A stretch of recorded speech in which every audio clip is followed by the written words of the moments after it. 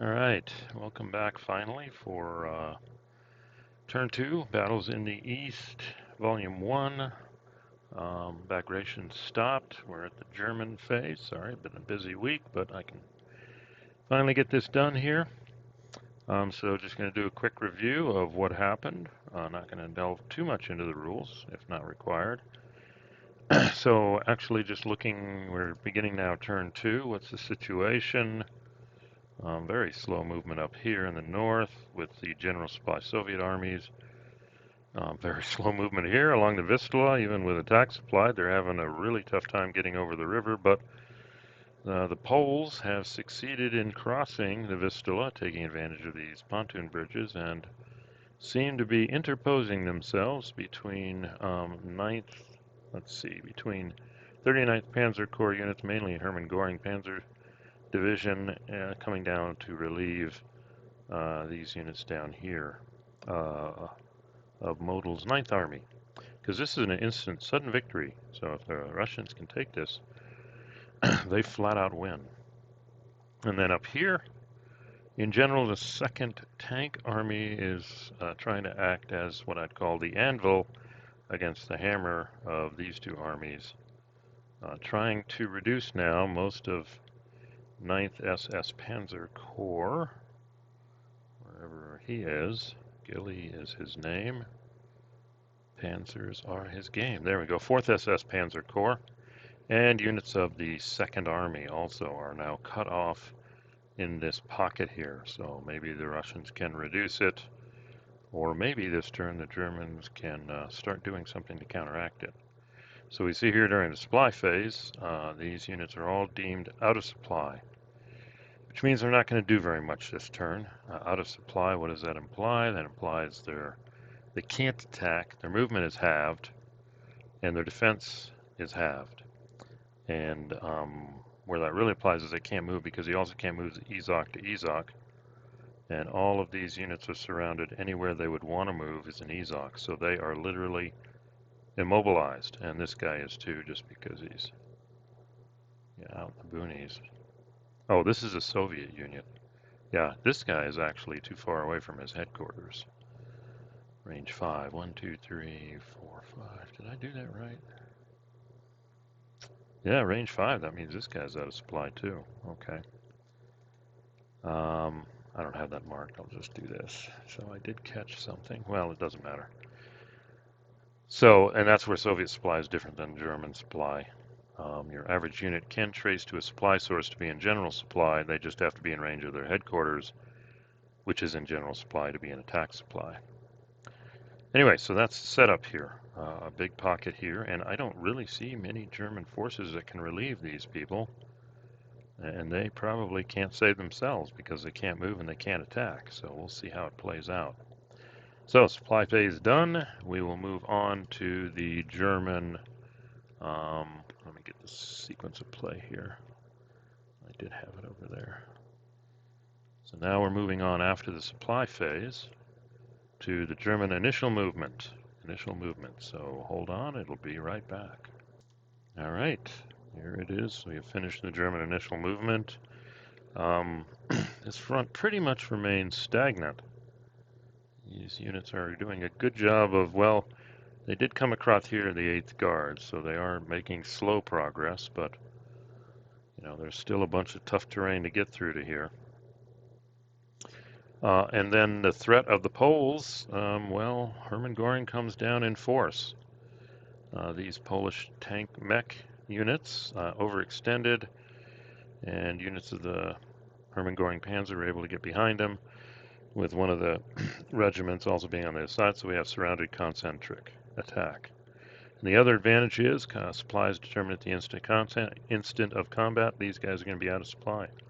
Oh yeah, and this guy was out of supply from last turn too. I didn't show that, but that was right here. So their counterattack appears to be beginning here. They're coming down and taking on the Poles. Okay. And then we move up here, and we do see now 19th Panzer is active, or 39th Panzer Corps is active, and did have a tough time here. 1, 2, 3, 4, 5, 6. I think I corrected that later and moved that 1. So, but we do see that it looks like 39th Panzer, we've got the 19th Panzer, and this element of the 4th Panzer here. They're doing an attack here, and I think I'm going to have them do an attack here.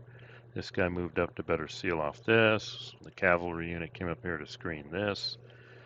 So we're getting maybe a free-for-all up here, kind of like I thought was going to happen, but we'll see how that plays out.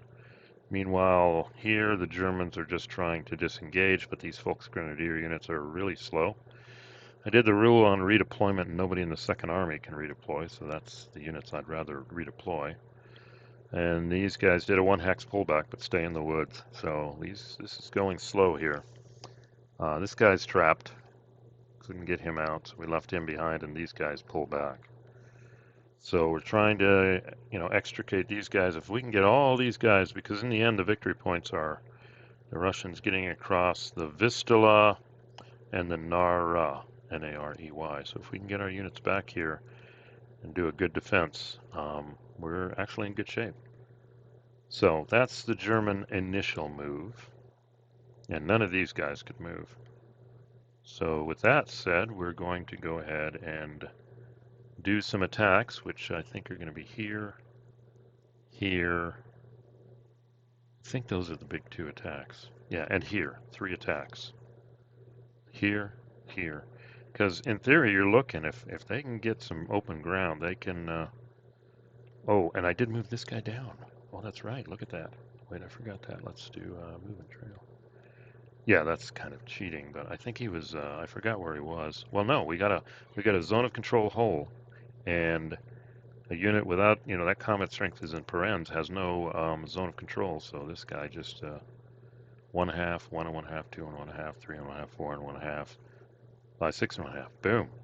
So what is he doing that for? He's setting himself up for potentially the mech move, these guys coming over here, or this guy also isolating this and putting all of 2nd Tank Army at the beginning of the Soviet turn out of supply.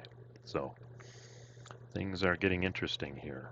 Whether they can turn that around and free the 9th SS Panzer, don't know. I mean, the cool thing with, not the cool thing, the difference with supply is while it has detrimental effects, there's no timer. If you're not, if you're out of supply, you just stay out of supply, potentially the whole game. You're not eliminated for being out of supply. So that is their movement, and now I'm going to go off to the attack. All right, let's see what happened here. We'll start up here in the north. This was too bad. This guy had been pinned. He couldn't move last turn, mainly because this isn't a major river. If this was still a major river, this guy's zone of control wouldn't have extended and he could have moved. But because of that, he couldn't move. So we decided to pile on this guy, but didn't roll very well. All he experienced was a step loss, because I was hoping to get him to either die or retreat. And if that had happened, this guy could have advanced here to the other side of the river, got freed up. But instead, he's stuck here, still in supply, but this guy holds out. Okay, but over here, these guys were successful in reducing. They got a really big result, like a 3. And so this guy retreated as much as he could. I think it was a 3 asterisk. So he had to take a step loss, and then he retreated too. And then these guys come together. Oh, okay, 1, 2, 3, 4. That's what I did to fix it. 5, 6. So these guys are barely in supply for attack supply. That's what we're after here. Okay. I'm going to have to go back and look, but by putting this guy here, we do maintain that supply up along that river. And it's attack supply we need because I think what we're going to do here is do an overrun. Because supply is determined at the beginning of the mech movement phase. So they're going to try and overrun. But we're getting out of the range of this guy for attack supply here real soon. So anyway, this success, they've all piled on together. So in theory, they could do an overrun in the mech move all together because they're stacked. This guy stays here in the woods, threatening Roskofsky's headquarters here. And these guys are just stuck. He just took a step loss. That was kind of a disappointment. And now these guys are pretty much stuck. Coming down here, though, Herman Goring did some damage. All the Polish mech units are gone. And now they are all stacked together. They're in a position potentially to do an overrun. Pretty much took the fangs out of the Polish army here. And who knows? They may roll up the Poles and then keep on coming, making this kind of probably out of reach for the Soviets. So we'll see. So that's the combat. And then now the last part of this German move is going to be their mech move, and they can do overruns during mech move if they're in attack supply, which we just barely got this guy in attack supply. All right, so we'll come back and end the turn for the Germans with the mech move. Okay, this time to kind of mix it up, we'll come down here first, and yeah, there was a successful overrun here. Only needed these 2 units.